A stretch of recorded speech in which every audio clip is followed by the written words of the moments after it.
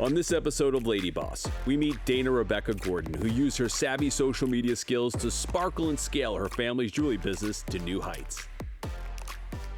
Dana, I think it's so wonderful to be sort of inspired by your dad, because I think you know that was a big part of my inspiration too. What about your dad made you want to be an entrepreneur? I think the way that I grew up with just the idea that you could make your dreams happen and that you could work hard. My dad is a perfect American dream. I've learned a lot about my dad's past and where he came from. And I think it's inspired me to make sure that I always go for, everything I've ever hoped for. I grew up very differently than he did. My dad was born in the mountains of Morocco, escaped anti-Semitism and, made his way to Israel with his family where they rebuilt their lives.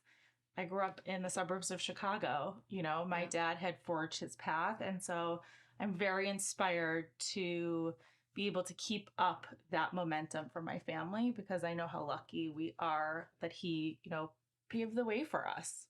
100%. Well, gratitude is something that we can never have enough of.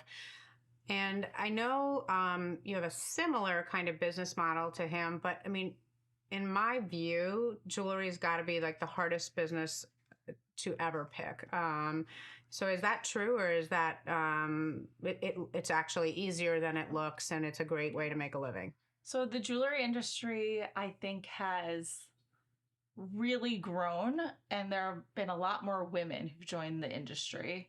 One of the challenges that I always experienced and heard about was that it was like the person who sold you the last line of bullshit, because diamonds are something you have to be educated on. And when you look at it and you see a certificate, it's very confusing and it can be overwhelming. And someone can tell you another thing about the 4 C's of diamonds and grading. And I wanted to simplify it. I wanted people to feel like that they could sit down and trust what was coming out of our mouths. And I feel very lucky that my father had built such a great reputation in the jewelry industry, but I felt like women were missing really good everyday jewelry that they could change the same way you maybe would change your jacket, right? Or your handbag. And so for me, I really had a different model than my family's business because I wanted to have more everyday jewelry. I wanted you to be able to buy multiple pieces a year, where his business was you bought a pair of diamond studs for your 10th anniversary and potentially didn't buy other earrings for many years. And so my mom was the perfect person because she had beautiful jewelry, but didn't have a lot of different pieces to change. And so we've changed that for my mom because now she gets to change her jewelry when she goes out to dinner, and she gets to have more fun with her jewelry at a price point that you could self-purchase. Right. So we are a huge consumer country. And I think it was only natural. We started buying as many clothes as we did and shoes that jewelry became the next fashion item, so to speak. And I know you're coming off a big wave of positive growth over COVID. So the real short version, why do you think COVID, nobody's dressing up, nobody was going out to dinner. Why did they buy so much jewelry? Jewelry makes women feel special. And I think at the end of the day, we all needed something that made us feel good. We lived in our sweats. We were living in a robe, barely leaving the house. But to be able to look down at a beautiful ring that you bought yourself, I think made women feel really good. And it's funny because our ring sales over the 2-year period, 2020 all the way through 2022, were astronomical. They were the highest we've ever seen. And it's because it was something that you could look at. Whereas earrings and necklaces as a category still were growing. But when you want to celebrate yourself or feel good, you're buying yourself a bracelet or a ring. And I was talking a lot about that because you could see it on yourself. I can't see the earrings that I'm wearing right now. I could see your earrings. I could see your necklace. But I think a lot of what people wanted was to celebrate or to be proud of themselves or a milestone in their career or whatever it was. But they felt good in COVID. And maybe we were just like all on our computers typing and texting with our friends, and you could look down at your ring. But I think we all were looking for something to feel good and to jewelry just makes people feel happy. It's, it's not the same as a sweater. It is not. The other benefit you have is that you don't have sizing issues, really. That can be true. I mean, sometimes your rings don't fit you. Yeah. Sometimes my rings don't go on in the morning because I'm swollen. That is true. I think people also had money to spend because they weren't taking a trip, or there was a lot of canceled plans. But I also think for our business specifically, when COVID happened and I suddenly became a full-time mom without any help at home, I started sharing my life. I started sharing who I was, and I think people started to be like, we never really knew who Dana Rebecca was behind the camera. And I started sharing my life as a mom and the struggles of being a mom and being very open and vulnerable and honest. And I think it changed our business also because we realized that there was a community of other women that wanted to see that it wasn't so glamorous and glossy, and that when I had a struggle, at work, I shared it, or when there were issues with my children or whatever it was. And in COVID, it was really when I turned the camera on myself to show what it was like to be in a family business, to work with your father, to share all of this, truth. Yep. And it really completely changed our business. So I think there's a couple of things that happened in COVID, but I think specifically from a business perspective, I think me showing who I was as a person and my family and working in a factory and all of my life, it really did make an impact on the business. Okay, so that's your marketing, your social media, maybe even your own team. You were more vulnerable. You shared the good, the bad, and the ugly, which I really appreciate about you, because I think entrepreneurship is, looks one way a lot of times online, people with their cars and their toys and their jewelry after they've won a big deal. But nobody, not a lot, unless you're doing it, really realizes the blood, sweat, and tears to get to the cars and the jewelry and the trophy. So what kind of things do you think your team was surprised to know about you during that time? Your team specifically, that maybe you had, held the shield down. I am super vulnerable with my team. I think I give I can potentially give an air that I don't care, but I think what my team has learned a lot about me is how personal everything is. I'm really good at disconnecting, customer service issues. I remember at the beginning of my career, somebody being upset would eat me alive. I wouldn't sleep for days. And now I've gotten to a point where I've seen someone berating an employee of mine, and I'm like, my hands are on their shoulder and I'm like, it's okay. We're going to be okay. Don't get upset about it. And I know that feeling from them. Yeah. I think, sometimes they see me being like, my I don't give a shit attitude. I do give a lot of shits, I actually really, really care. But the way I've learned to sort of change that care from eating me alive inside to sort of pushing me forward to say how do we be better for that customer, right? Of course there's the person who you can't help them under any circumstance, but I think that they probably got to learn a little bit more about my vulnerabilities and just truly how much I do care. But the way that I've really in my career in 16 years changed how it makes me want to lead, also it makes me want to grow the business.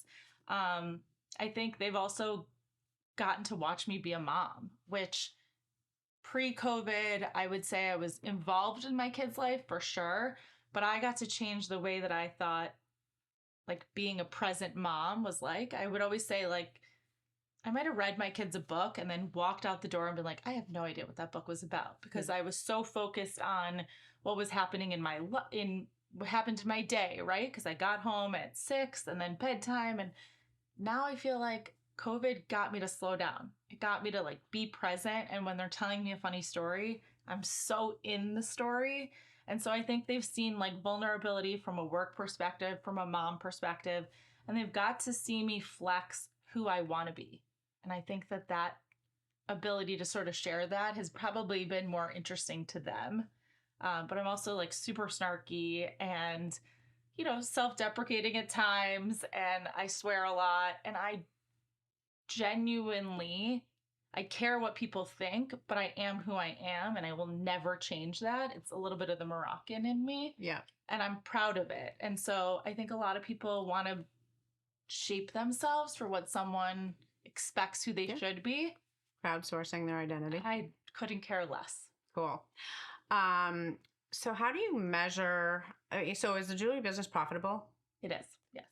And your business specifically, is profit year over year a metric that you focus on? Absolutely. And why? I have a lot of people on my team. I'm 39 years old. I started my first company and collection at 16. I, want to build a business that's successful that can support a lot of families. I guess my question is, why have a business that isn't successful? I define success as EBITDA, but there's lots of people I talk to. One of the successes, not only, but I think there are a lot of people, especially in today's world where they're private equity backed, where they don't maybe have the same gun to their head and they're growing for a future return. But I am just a massive proponent of, you're successful if your EBITDA year over year is increasing, period. Right. There's no other excuses. I mean, I don't think as the leaders, we have to take the excuses out of the game. So how do you stay accountable to yourself and to your team to make sure on years where you have, jewelry that has a quality issue or customer issues or whatever happens that can eat up profitability in your world? How do you keep yourself accountable to make sure that you end up with the right results? Well, first of all, I surround myself with really smart people who can help me do that. I don't do that on my own. I have learned to step into what I'm best at, which is the creative side of the business. I think I differentiate myself from a lot of creatives in that I do care about the business. I would never say, well, that piece of jewelry is so beautiful, but it hasn't sold. I'm like, if it hasn't sold, there's a reason it hasn't sold. Let's move on. Where I think some of my designer friends are like, people haven't figured it out yet. I'm like, well, I don't know, always right. like if it hasn't sold, like the writing's on the wall. I came from a family business background that manufactured jewelry, and so I have been really smart in terms of like who I've partnered with. Yep. But I've also been very conscious from a price point perspective that we've been able to sort of weather storms of different, economic times because our price point is really vast. So I think we've had some, obviously, like we talked about earlier, successes in COVID years. I think it's been a more challenging year this year, but I think we've seen a lot of our return back to like our bread and butter basic price point, which is what the business was known for pre-COVID too, that we're sort of stepping back into because people are spending less, but that's such a important price point for us. But I surround myself with people who make me want to be better, right? And I have never been motivated by money, but I am motivated to grow. I'm motivated to see the business change and develop. We've had a lot of interest from investors, and at the end of the day, I like working for myself. I don't want to report to anybody. I think the business is in a great, slow and steady pace. And that's good for me, right? I think there are a lot of businesses that they want to see year over year X amount of growth. We are continuing to grow at a great pace, self-funded. And I think for me, that slow and steady world and mindset has been just what I need. I can't imagine having investors or having a push for different, Well, let's pick the scab a little on that because I could, just from an outsider, don't know a thing about jewelry other than I like it and, buy lots of little trinkets and stuff. But I look like on Instagram and I see these people, Melinda, and I can name a lot of people. I told you I have a friend that's in the business in high school. And while, everything you're saying, I believe, is great. And I think that you have set yourself up for choices. Have you ever really considered why you wouldn't sell this model of Dana Rebecca and start something different at 39? And here's why. Here's just like a thing to think about. You built this business, it's profitable year over year. Awesome. That gives you opportunity. But the business is going to get harder. You're going to have to decide you're going to go into a broader line or a lifestyle or put it in retail more than you have, or sell globally, or because at some point it just seems as if there's so much competition. Yep. Like, how do you differentiate when a lot of times it's the 23-year-old influencer on, maybe, you're not old, obviously, but like your market, you might be wanting to sell to younger people, and now you're getting in your 40s. So sometimes I like people to just think about, have you ever thought about taking those meetings, seeing, well, what would your company rolled into somebody else's jewelry company as a fashion brand, where they can take out costs, leverage things, take out the back room and make it profitable, and you starting something else with this massive nest egg. Right. Yeah. I would never turn away a conversation. I think I've had a lot of really awesome conversations. I think it depends at the time in life. Yeah. But yeah, I would never shy away from learning more about that opportunity. I still think that there's more to do with this brand currently myself. But time will tell. Well, let me just plant the seed. So I had a visual merchandising business in 2006 and 7. We serviced people like Victoria's Secret, Club Monaco, Ralph Lauren, top brands who were growing 20 to 50 stores a year and needed what we produced. Okay, they need risers and custom tablecloths and trees. And do you remember what happened in 2008? Of course. I started Dana Rebecca in 2007. Okay. Yeah. So we hit massive headwinds. And let me tell you something. Nobody was changing the tablecloth in retail. They were all trying to stay open.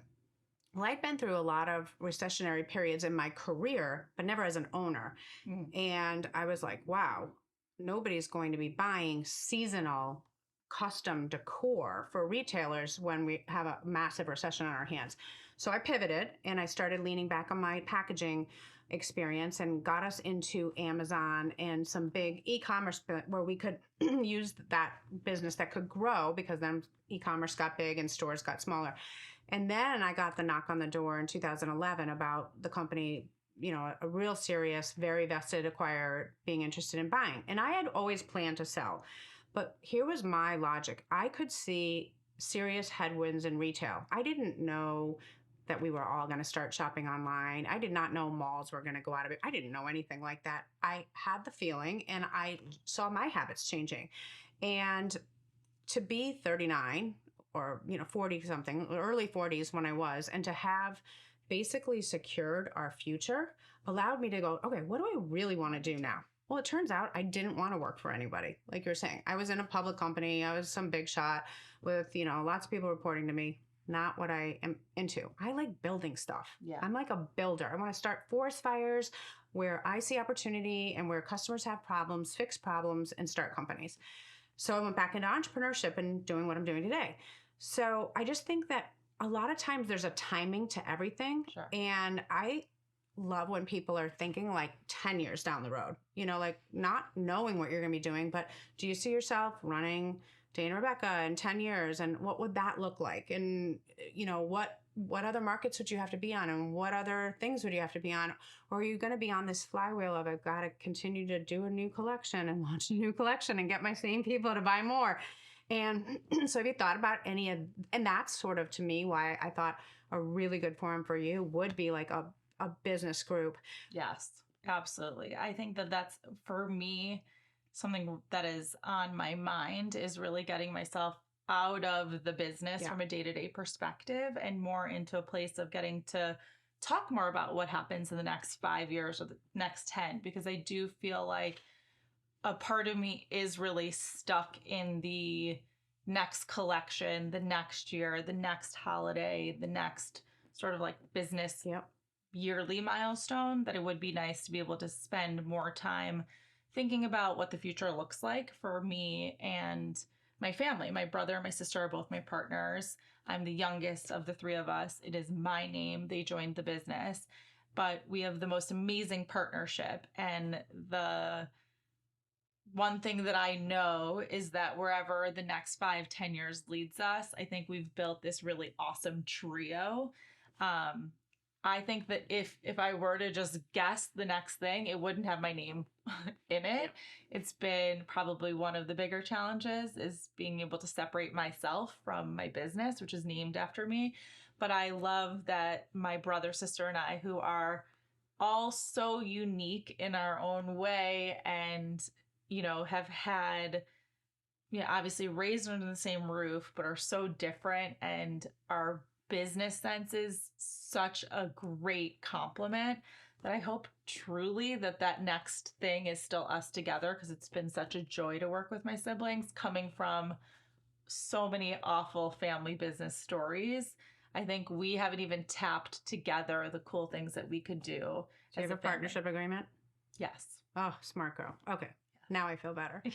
I have a personal experience with that, and I think it, to me, is where families go really wrong, and absolutely, and the workers, say your brother and sister, I don't know if they're partners or whatever, but like the worker not asking for that creates unclarity. So I am so happy to hear that you have an agreement, because then your family will be intact regardless of what happens with your business. Yeah, that's good. We all have really distinct parts of the business too. And I think that's also part of the success, is that we stay in our lanes because we all have such different experience or understanding of that segment of our business. And so it's really special. I think it's really interesting from people who grew up, who know us, that we have this family business and how successful it is together. Also working with our dad, we do produce a lot of our jewelry inside of his factory, but our businesses are absolutely separated. But I just think that it's such a unique story for us that, my sister and I were 5 years apart. I was always her little sister. We had those struggles as kids. And in our 20s, we developed this amazing relationship that I think if you knew us back then and you're like, how are they? They're so close and they run a business together. It really is the happiest part of my day is getting to work with them, because there's so much respect and love that it's great. I just think that, especially because you're 39, you are going to wake up when you hit 40 and realize, holy fuck, this is a short ride. It's just happened to me. And then it's worse at 50 and 50. You're just and then your people start dying. I have, and you're like, oh my God, I got to get my shit done. So this idea, oh, it's great and it's okay. We got to just pick this gap. We got to get a little fire under your ass about some of that, because I think that this world we are living, this business climate is not complacent. This business climate is rolling. So I'm not looking at your business or you as a business person saying, I see headwinds, because I know a thing about how you run your business. I'm sure you're an awesome CEO. What I'm saying is, you sound like you don't have a plan. And I know, because I was in Vistage being held accountable by those people, whether I wanted a plan or didn't have a plan, I was shown, because I saw people without a plan and I saw what happened to their businesses. And you never think it can be you. Right.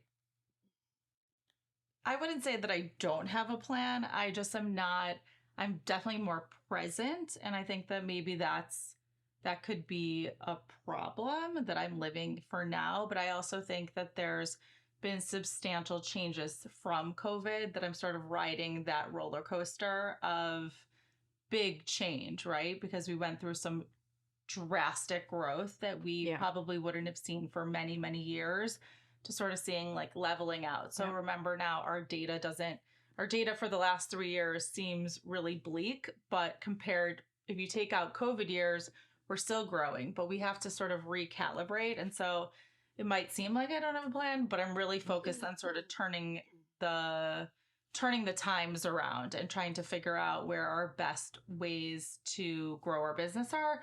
We are in a lot of different segments of the jewelry industry. So we have Nordstrom, which is our largest retailer and our only department store that we chose to be exclusive with.